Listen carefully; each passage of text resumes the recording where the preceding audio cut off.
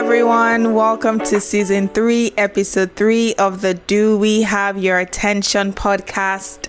My name is Paula B. Martins, and with me is my lovely co-host, Aisha.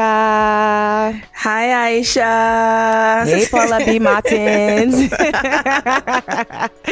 Wait, did you hear that? Season 3, episode 3, period. This is a lucky episode. Oh, okay. I was about to say jinx. I forgot that was not what this was. Lucky episode, season 3, episode 3. So we're in for something special then. Yes. Welcome. And I'm so always grateful to be doing this with Paula. As you guys already know, 3 seasons now. And last week's episode was about people pleasing, how we often put others' comfort before our own without even realizing it. Today is more like a natural continuation of that conversation, don't you think? Yeah, I would actually agree with you, because once you learn how to keep others comfortable, the next step now is often learning how to appear okay, even when you are not okay. Yep. How do you say, I am fine?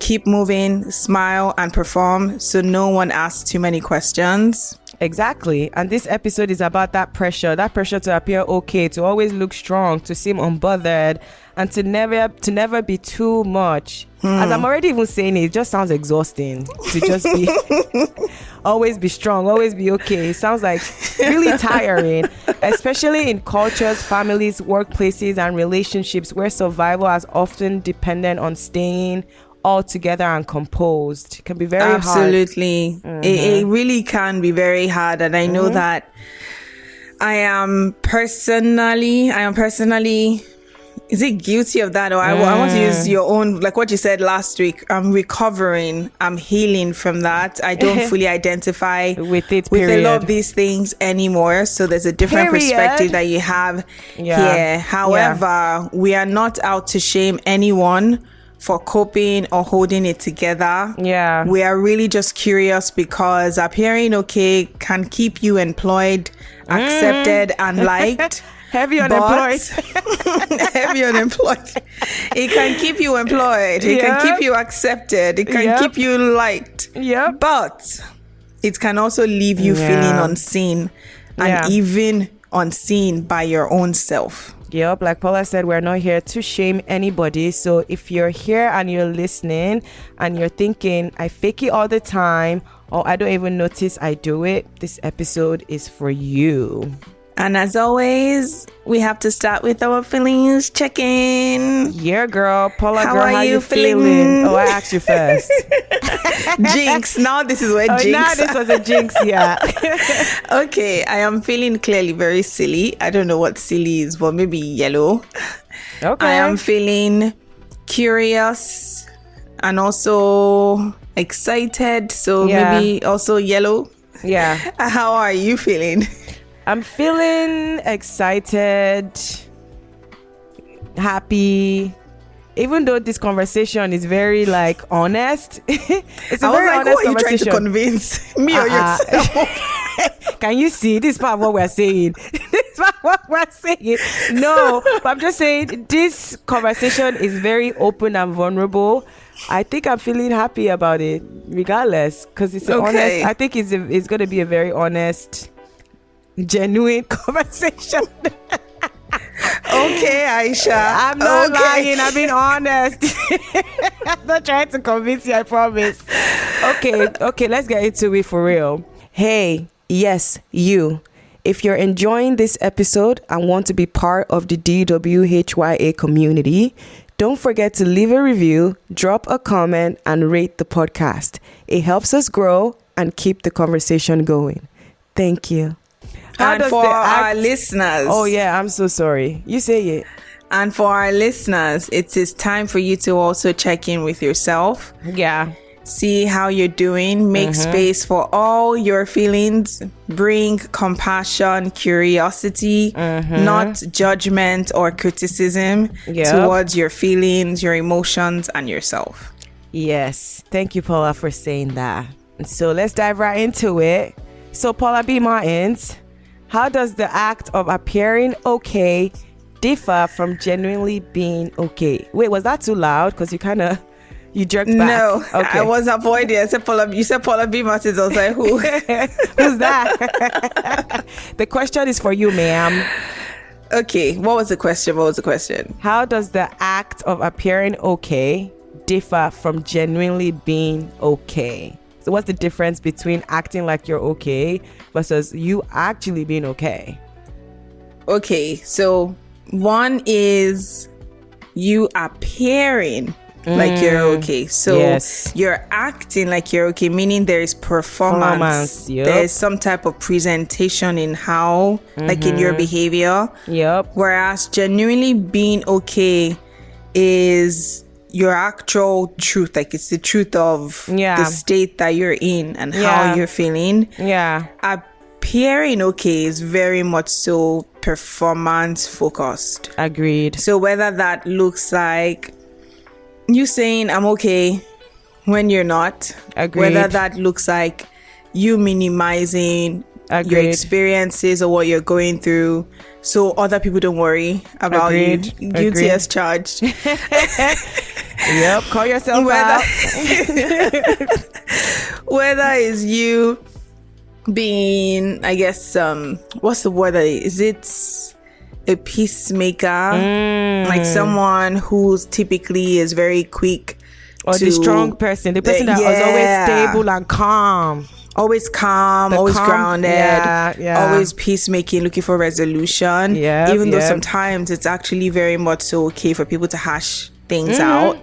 Whereas genuinely being okay, saying okay, I said it's like it's the truth of your internal state. So that's actually more of you being able to be honest. There's an honesty piece to it. Honesty with self, being reflected outwardly as well. So even if it means I am not okay right now, but I will be, or I am not okay right now, but I know what to give. So I know what I need to do to be okay. There's a deep awareness of your feelings, your emotions, and what is needed. You are someone who's not afraid to show those feelings and emotions, to be vulnerable rather than hide. Right. That makes sense. As well, you're not policing your behaviors, your emotions, your feelings. You're pretty much just like you're existing. Open. You're just there, right? You're open. You still might be cautious. You still might have boundaries, but then you are open. I always think this idea of security versus insecurity in the sense where it's coming from a secure place. Like it's coming from, you're within your window of tolerance, as we say in trauma therapy. Right. You're within your window of tolerance. Yeah. Definitely, if you're appearing that you're okay, you most likely are outside of your window of tolerance. Right. That makes sense. And I think that you 100% agree with everything you said. It's just from hearing what you said, if I could distinctively express what I understand, like one is you are basically controlling how you're perceived from other people, and then one is you're genuinely being safe within yourself, like what is going on with me genuinely, and what do I need, and regulating in a healthy and safety way. Exactly. That's what I understood from what you shared, which makes a lot of sense. And there's the need for control in the other one, right, where you're constantly checking your face, your tone, how do you look, how's your face, because you want to be perceived like the performance that you're saying, you're performing in the acting, you're acting and you're performing, like people must see you in a certain way. And honestly, I don't know about you, Paula, but I've actually come across people that appear as always being okay and always be happy, and I've genuinely been scared. It's actually very scary to see in person. Is it like the toxic positivity? Yes, like they're always smiling, they're always put together. It's actually very scary because you can see how much work, like once you clock it, you can see how much work. Why are you laughing? As you were saying that, all I kept hearing in my head was the Lulu. The Lulu. The Lulu is not always the Salulu.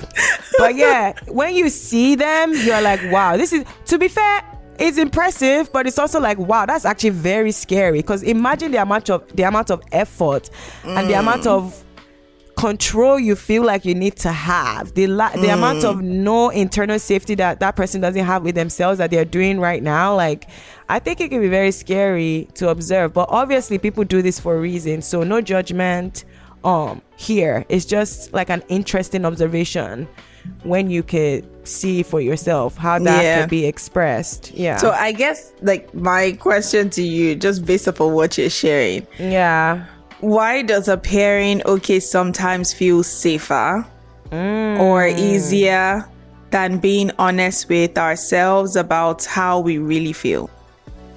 Because honesty is hard. Honesty is hard. And vulnerability is not easy. I think it's easier to find some logical explanation of some temporary way to cope than actually sitting with how you feel, because sitting with your feelings is not real. It's not a very easy thing to do, as you know, right? It's something that we see with our clients. It can be very, very hard. But also, if you grew up in an environment where your emotions weren't welcomed, if you were always rejected, if expressing your needs led to dismissal, being ignored, or even got you in trouble, then you learn that you should actually be expressing yourself in a performance way rather than how you truly feel, because absolutely you're making the connection like people would only accept me if I present as okay. If I'm not sad, if I'm not angry, if I'm not frustrated, that's when people are most likely to accept me and connect with me more. And if I'm my true self, is always going to cause trouble. And true self meaning like if I have true emotions, if I'm just being myself, my authentic self, it's going to be rejected. And so it keeps things very predictable in your relationships, because if I'm showing the way that I feel like, just like we were saying in last week's episode, if I'm showing in a way that I know that people will accept me, I can definitely predict the outcome of it, versus the uncertainty of like being honest and vulnerable and not knowing how people are going to perceive or receive that. That is a very scary place. It can be a very scary place for people to be in. Just that uncertainty of like, but if I'm like really honest with my feelings and if I'm being really okay, I'm not sure how this person will receive it. And so I'd rather just act like I'm okay, because at least I know that I can predict the outcome of that. You know what you just indirectly said? What? You indirectly said appearing okay can feel safer because at some point in time it actually was. Yup. 100%. Yeah, because people learn that when you're growing up. Trauma. Yeah, trauma. Like you learn that it keeps stability, and it creates this false sense of connection. Like if I'm always okay, this is how we're connecting. Sometimes I've heard from my client. I actually have a client that was telling me how like, she never has conflict with anybody. And not to say that that's impossible, but I was like, girl, I don't know. Yeah, it is very possible when you are conflict avoidant. Exactly. And so the more she kept talking, the more I was like, it almost sounds like you're always appearing to be okay. Yeah. Because you don't want to upset anyone. And obviously, the more we dived into the conversation, we learned that, if she did present any form of emotion, be it her being sad, be her being frustrated, being her just not being in the mood to talk, it was always a problem at home. So she just learned to be okay. Even if she's not okay, if you even see her right now, she can be going through the most devastating traumatic thing, and she'll be the first person jumping on the trampoline, just appearing as she's okay, because it's a learned coping response. Like it truly comes at a great consequence for some people if they aren't. So I know I was joking when I said like the Lulu. Yeah. I was joking, but just more so sometimes even that state, being in that state can be a coping mechanism to some degree. I think for someone like myself, I think I'm very open with my emotions. I'm not afraid to say how I feel. I am very emotionally expressive. I know that. Yeah. But I think the times when I do appear like I am okay, Yeah. and that's typically what feels safer for me, is when I don't want to have to manage the emotions of other people. Like, that's how it sort of shows up for me, because if I don't minimize and like appear like I'm okay, it can, and I pick up a lot, like I absorb people's emotions in the room. It's unfortunate, but yeah. And it can be a good thing. It can also come to your detriment, right? Where you're absorbing and you can easily pick up on like shifting energy and emotion. So of course, in some cases where you can already tell that in you sharing honestly, it leads to you now having to either push your own stuff aside to make space for other people's feelings, or you have to sort of do that emotional labor to make people be okay.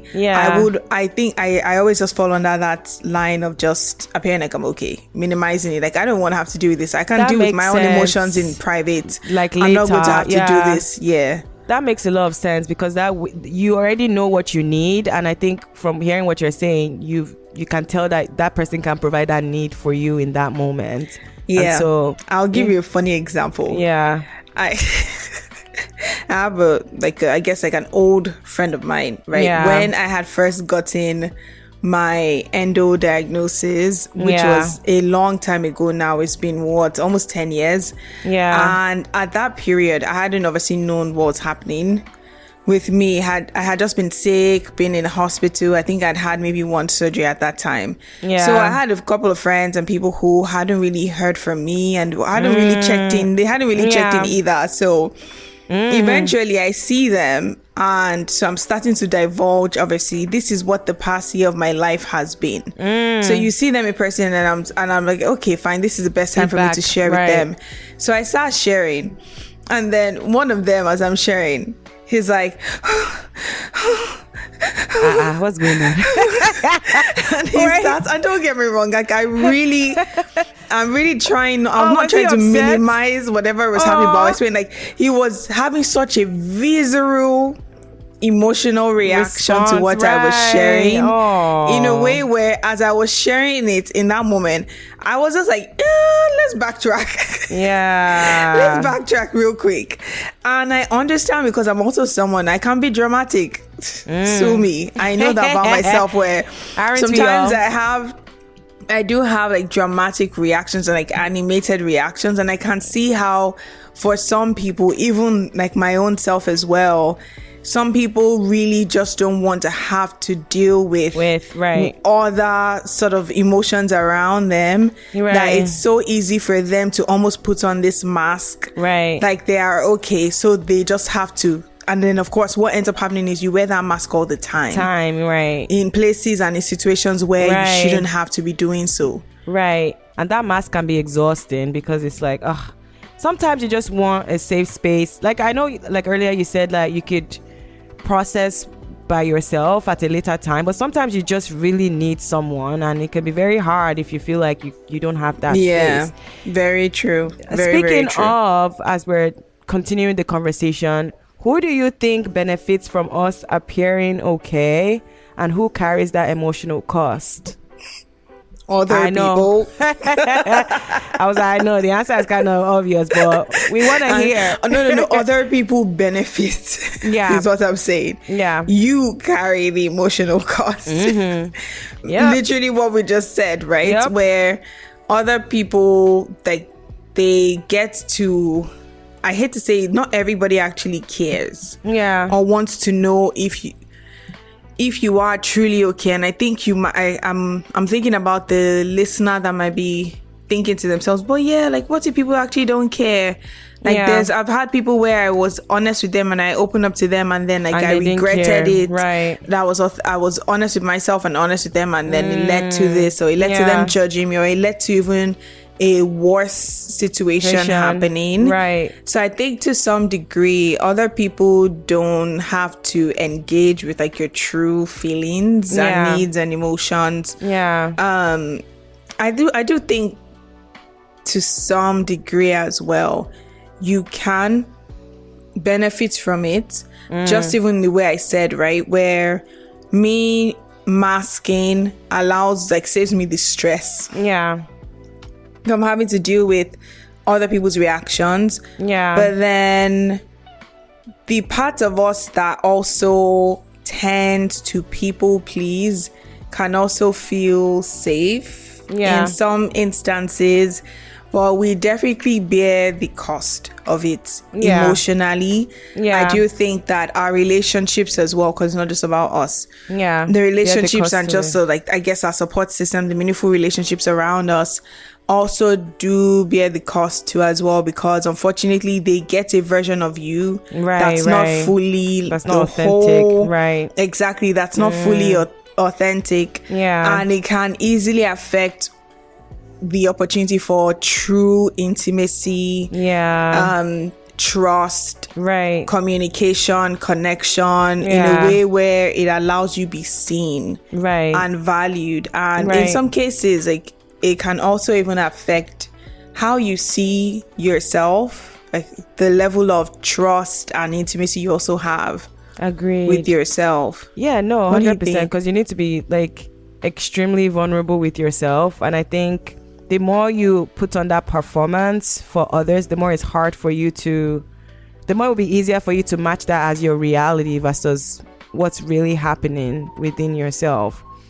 But I really like that you said that sometimes you could also benefit from it, because it just depends on the environment. Like sometimes the environment is not really safe. So, and this is what we're saying. I think you were saying this earlier, like you need to genuinely trust yourself, because you need to be able to make that judgment of, is this really a safe space? Is this what I need for myself? Versus maybe this is not the right person. Like maybe they have great intentions, but from what I know about our relationship, maybe this may not be the right space for me to be 100% vulnerable. And the thing I love about emotions is there is a spectrum to it, right? Like you can still be vulnerable, but maybe it doesn't have to be 100%. It could be more like a 20%. I'll still share, but like I'm not sharing to 100%. I'm giving them something, so that way there's still connection happening. You just know that that person is not able to give you the 100% safety, or is not able to meet your needs to 100%, and that's fine, because they've met a need in a way. It's just maybe other people in your community may be able to give you that. Absolutely. How do you think this relates to people pleasing? Like this idea of appearing okay, right? Like, do you think they are two sides of the same coin, or these are very differing behaviors entirely? I think that they're very connected, to be honest. I think one is about you're trying to manage other people's comfort, and then the other one is about managing how people perceive you. So they're very, very, like, at the end of the day, you're still doing something for other people, not yourself, right? And a lot of time, and both of them are connected in the sense where there's a fear of disconnection, conflict, rejection, all of these stressful things that can happen in relationships. They have that connection as well, where it's like, if I do this for this person, like if in terms of like people pleasing, it's going to maintain our relationship. Also, maybe if I don't really show my emotions 100% when it comes to like appearing okay, it's gonna maintain our relationship. So they both have that underlying foundation of fear of protecting yourself, and just feeling like this is an authentic way of connecting with people, because you're scared that maybe it will cause conflict in your relationship, maybe it will cause disconnection, maybe. And then there's that also piece of like safety, right? This is like a false sense of safety in that relationship. Again, maybe because this is something that you've learned, or maybe from that dynamic you've learned about that person in particular, like, okay, with this person, this is how I have to perform. So there's a performance going on in both of them. One is just performing to make other people happy, and then what other one is performing to act like you're happy and you're okay. What do you think? I do. I think like they are definitely parallel. I also think that they can be different as well. Like that protectiveness is very similar. Yeah. And to some degree, they both clearly operate from a place of distress, fear, insecurity, outside of your window of tolerance. Yeah. However, I think that they do differ in some sense where sometimes people pleasing can be more other focused in the sense where you want people to approve of you, so you are trying to avoid getting the disapproval of other people. You're trying to avoid conflict, whereas sometimes with, I guess, appearing okay, it can be more of avoiding experiencing distress or showing distress. That it can differ to some degree. And so, because I still think there's an aspect of appearing okay that is very much so other focused. But I think it can be like a form of defensiveness, whereas I say people pleasing is more proactive. It's more like action oriented. Do you see what I mean? Like, if I hide how I'm feeling or just what I'm going through, so like nothing bad happens, there's no issues. Versus let's say I will do these things, or I need to do these things to keep this person happy. Right. So there's that difference there, even though they do kind of intertwine with one another. Yeah, I agree. Hey, yes, you. If you're enjoying this episode and want to be part of the DWHYA community, don't forget to leave a review, drop a comment, and rate the podcast. It helps us grow and keep the conversation going. Thank you. But do you not think that if someone's appearing okay, it's also like doing it not to destabilize their relationships? Absolutely. It's still a pattern of people pleasing. I guess maybe just like a different pattern of people pleasing, and sometimes can be more self focused than other focused, but in some cases as well, people do appear okay to minimize whatever is happening externally, and of course to get some level of to please people to get some sort of external validation. That makes sense. So could appearing okay sometimes be adaptive or protective based on what you're saying? And how do we know when it starts becoming harmful or a problem?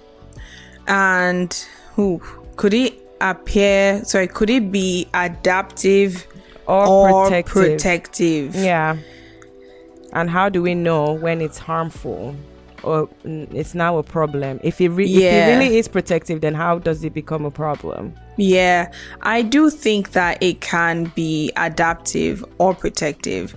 It can also be harmful, so meaning it can be helpful, it can be harmful. It can be helpful in the way in which I explained, right, where I am avoiding having to do emotional labor that is not my responsibility to do so. Meaning I have a lot more awareness of my needs. And I recognize that you are not the person who is going to be able to receive and be able to sort of make space for what's my authentic feelings and emotions. So me appearing okay is not because I am lying to myself. It's more so because I am being protective and adapting to the situation at hand. And then I would take what it is that I know is my true feelings and share that with those who I know who are equipped and competent enough to be able to make space. So to some degree, that shows many different things. Agree. It shows my self-awareness. It shows my ability to be able to also make decisions, like see what environment feels safe or not safe. Right. It shows that I'm not lying to myself. I'm being honest with myself. I'm not being dishonest either. And I might say, I'm okay, or I'll be okay. I have a friend of mine who typically says, I'll be okay. Like when he asks, like, says, so I'll clearly adapt. You're not okay, but you'll be okay. But I'm not trying to go too much into details on what is happening. So I think there's an aspect of self-regulation that is adaptive and protective and is very, very helpful. Agreed. Where it becomes harmful is when it's more, I guess, unconscious. So there's no, and I need to be very careful also when I say that, because there are also people who are consciously appearing okay for harmful reasons. Right. So that can also show up there. It's where it can be more self-sacrificing. So more of this need to consistently minimize your needs, feelings, your emotions. Right.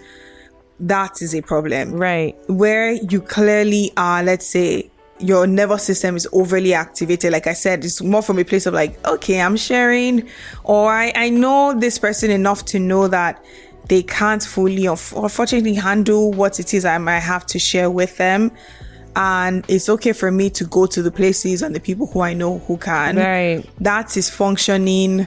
That's a functioning nervous system. A nervous system that's not fully on alert. Versus, let's say, where it's harmful is when, of course, there's like anxiety there. There's exhaustion there. You're having internal conflict. Yeah. Because you know that you're also not being honest with yourself. Where it's affecting your relationships as well. So where you start to see it is a pattern, there's a tendency for you to do that. It's chronic, basically. like That's when it can be very harmful, because you can lose trust in yourself, your feelings. It might be hard for you to even know what's your own reality is. That makes sense. The consistency is a real part, because if you're engaging in a behavior multiple times, even though it's giving the same outcome, and of course what we do know about the brain is, even if it knows what the outcome will be, if it's your comfort level, it will still engage in it because it thinks it's protecting you. So very true. That makes a lot of sense. But I agree with what you're saying. Like, if you're in a new environment, like let's say work environment, and you're still making sense of that environment, it's okay to be a little bit curious.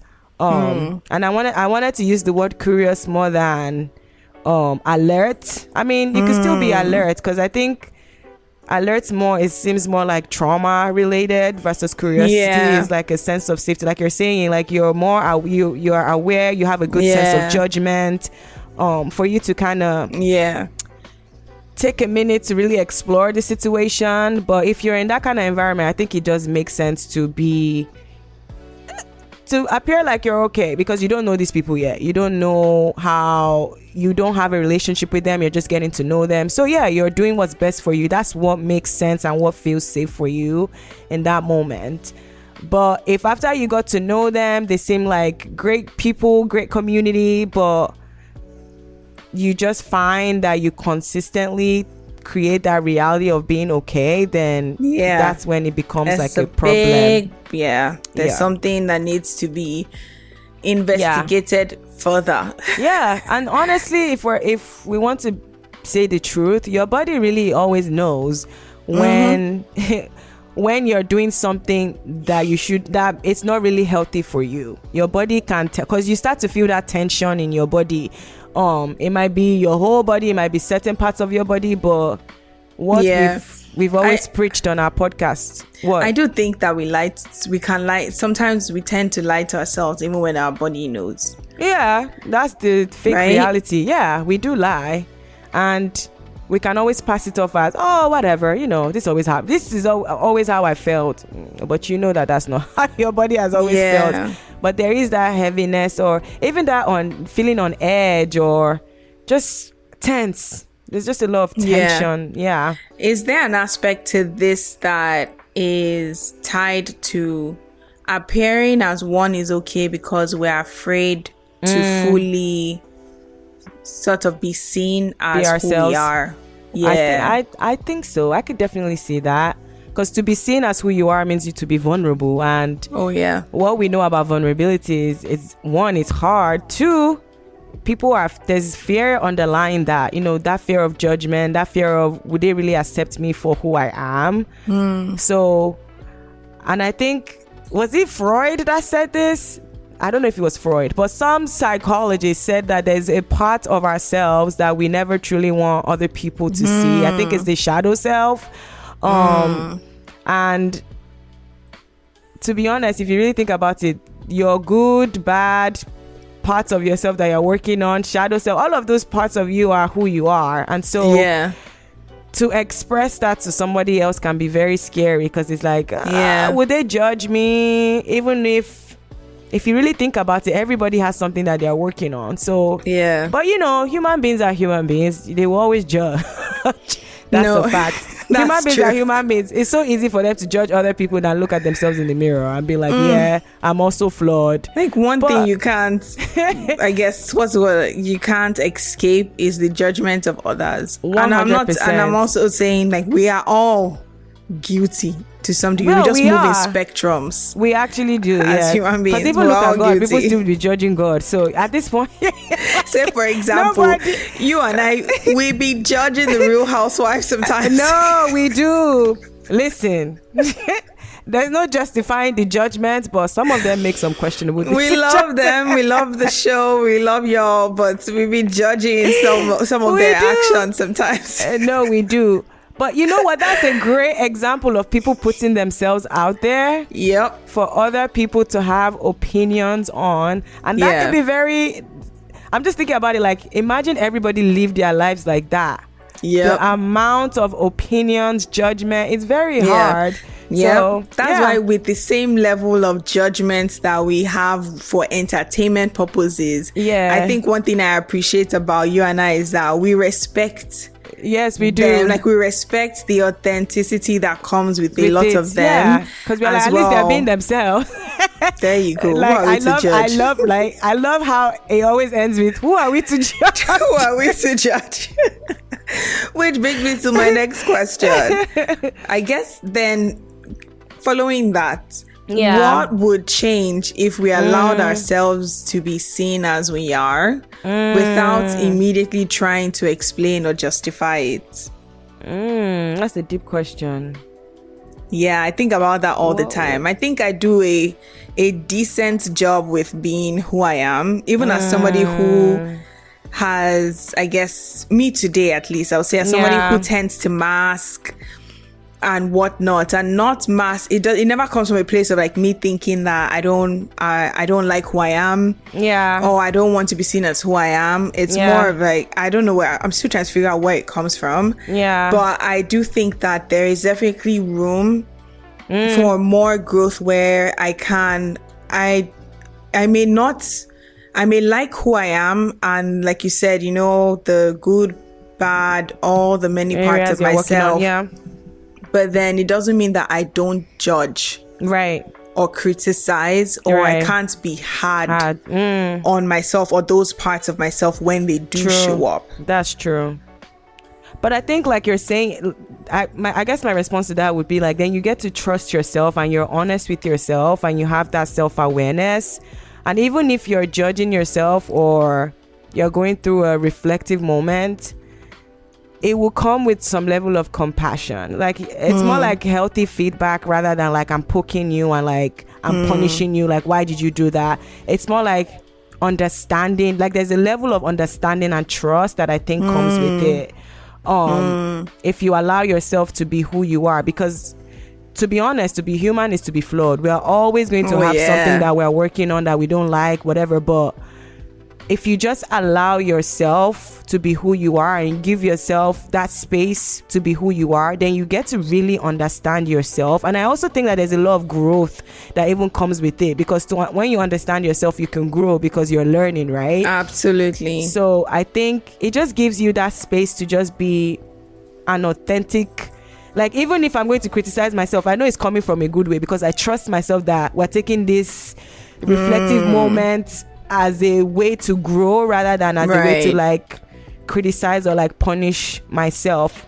So you're indirectly saying like it comes with emotional freedom. Yes. Where like you're free from shame. Exactly. Right. Heavy on shame. Like you don't experience or dance with shame as often as, let's say, somebody else might. Yeah. It also comes with some level of just being able to allow your emotions exist right, without the need to fix them. Exactly. Because as you were just speaking, I was thinking like, if you were feeling like guilty or like embarrassed, which are like emotions people tend to run away from, Yeah. You're not going to be, or even let's say like envy or even jealousy, that again, these are emotions that everybody will experience. Yeah. As long as you're a human being, right? If you're giving yourself room to be seen as your authentic self, you're not receiving that feedback with judgment or criticism like, oh no, I wasn't embarrassed, or even lying to yourself. You're going to be like, yeah, I guess I was embarrassed, but like there's room for you to reflect on what is triggering that emotion for you so that you can understand yourself better, one, so you can grow from it. So there is no room for judgments, like you said, or shaming who you are, because you're like giving yourself permission to just be. And also even allowing room for more authentic, deeper connections. 100% as well. And granted, not everybody, I was about to say, I don't know if this is right though, so I'm not sure. You let me know. I was going to say, not everyone deserves to experience not everyone deserves to experience like all of you, right? And because I was going to say first, true. like the that's real you, but then that Yeah. sounds strange. More of, not everybody deserves to experience all of you. The people who have shown responsibility and care and understanding to who you are, and you vice versa, are the people who are deserving of experiencing all of you. Those are the relationships and connections that we can say it absolutely can lead to even deeper connections as well. I agree. And I do think people have to show that if you are doing the work, people also have to show that they're doing work, and that is also how you, and all of that all of that comes from honest conversations and, you know, bonding in a vulnerable way with people. I that's guess, one thing you and I agree on. Yes, 100%. Reciprocity. Please don't be doing the work all by yourself. Other people have to show, because then you start to, you even know self, to be honest. You know, because there'll be a disconnect. You will 100% know. You self, you know, you start pulling back, or you're like, wait, this is weird. Because you can tell. Very true. So I guess, how do we recognize the signs in our bodies or behaviors that we're performing okay instead of being okay? So how can people tell if there's any body language or any psychosomatic symptoms, all of those things? How can people tell? I think, you're, like you said, your body really does signal a lot to you. And for some people, everyone is different. There's some people, anger is what shows up for them. For some people, anxiety, like me, I can have very real somatic symptoms of anxiety that let me know something is off in a situation like this. But then also even just like the thought patterns, the story that you're telling yourself as well. If you're finding yourself overthinking, if you're finding yourself just self-monitoring, policing your own thoughts, feelings, behaviors. How are they looking at me? How do I react? How are this? And I think this is where it can be very tricky, because it is widely known that folks, and I guess neurodivergent folks, but I'm speaking specifically now ADHD, that's a common experience of the person who might have an ADHD diagnosis, untreated or treated. There's a tendency for us to mask a lot, and there's a lot of that thought pattern that happens. So there's even that work too as well, and just recognizing your overthinking. If you're overthinking your words, your actions, your feelings, interactions, you're replaying. That's something that's very common. We replay things. We're having like conversations, arguments, things in our head. Like it's a whole thing that happens where you're also maybe minimizing or rationalizing your feelings as well. If you're also finding yourself over explaining, that I think I've mentioned that earlier on, avoiding difficult conversations, even shame, since we already talked about shame. If you're experiencing very heavy shame or guilt or resentment, those very strong emotions that can feel very oppressive to some degree, those can be very good indicators. And I just experienced my first shame spiral in a long time. And as I was experiencing the shame spiral, because I did something I unintentionally hurt someone, like my actions. Yeah. And it was something that I know that I knew better, but I chose, I made a poor decision and I beat myself up for a good 2 to 3 days to the point where I had to call my therapist and be like, yo, we need to speak. Something's happening and I can't really understand it. Yeah. But then also at least recognizing even in that moment where I was like, wait a minute, it's been a while since I've had a deep shame spiral like this. That's a good thing, but this also feels like crap. Right. At the same time. But at least one of the things I took away from that was also being able to understand like how my own body signals certain things too as well. So it's really good to be able to pay attention. And I like how you said it's not about being on alert, but more so being mindful and just being mindful of how you are experiencing people, how you're experiencing yourself, how your body is also experiencing situations as well. And if you're starting to just notice that it's coming more from a place of like, or rather it's leading to a lot more harm. Meaning what could be considered all of those feelings and emotions that are dysregulating feelings and emotions. Those can be very, very good telltale signs that there is great misalignment that is happening. Something's off. Thank you for sharing. I think that a lot of people may be able to relate to that. I'm also thinking like the first positivity that we talked about, people that avoid stillness, because there's people that just always want to be around people or just always want to have something that they're doing. A lot of times can also be like behavioral cues of like, okay, maybe if I'm avoiding time alone, like is there something I'm running away from? Or if I always feel like I have to be positive all the time, I cannot be a human being, people always have to see me in a certain way, then that's usually like you're just playing a role, you're performing basically, like we're saying. Well said. My therapist told me this week, she said, I think you need to give yourself the space to be a human being. And I said, how? Paula, you know why she said that? I actually looked at her, I was like, that sounds great. How do I do that? Good question. How about you just exist? Well, a work in progress. Yeah, we really accepting yourself for who you are. Don't shame. Mindful. Less shaming, less judgment. Yes. More curiosity, more compassion, more ownership as well. Accountability. Ownership of self, actions, and making space for your feelings and your emotions the way you make space for other people's. Yep. Yeah. What a conversation. You can say that again. And since we were talking about vulnerability, thank you for being vulnerable about being human. Oh, yes. Because, they're probably like, oh, these are therapists.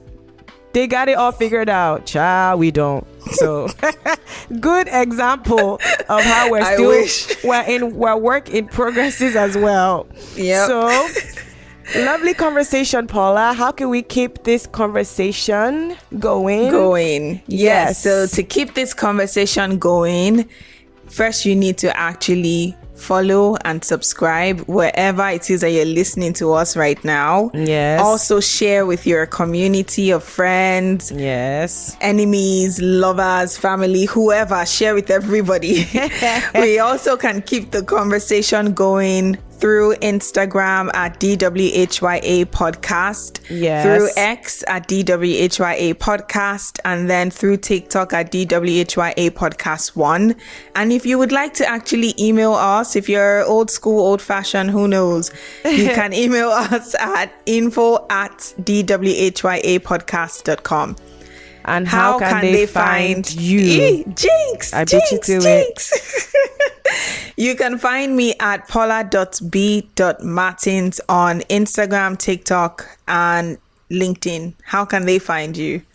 You can find me on Instagram and TikTok at ab.popoola. And that was it for today. Very great conversation, Paula. Until next time. Thank you. Bye.